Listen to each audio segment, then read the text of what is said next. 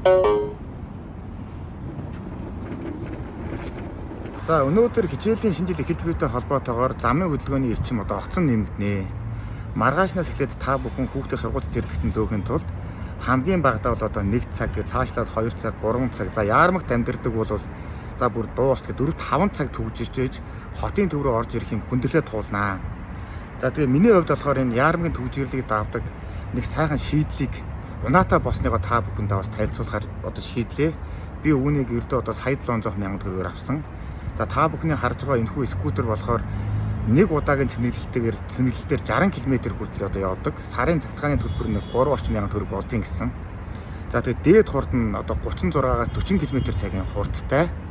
За явган хүний замаар ийм ардгар эргэлтэй зам дээгүүр явахад ямар ч донцтгой жижигэг мэдэрдэггүй. Ардаа хүүхдийн суудалтай ийм хөөрхөн скутер байна. Тэгэхээр энэ маань өөрөө ингээд төвжээтэй, тохиололтой болохоор тэг бас нэлээд хүнд жинтэй учраас бас баргийн хулгайч нар ачаад бас аваа явуучих боломж байхгүй. Пүрүүс 20, 30, 40 дотор бол ер нь багтахааргүй.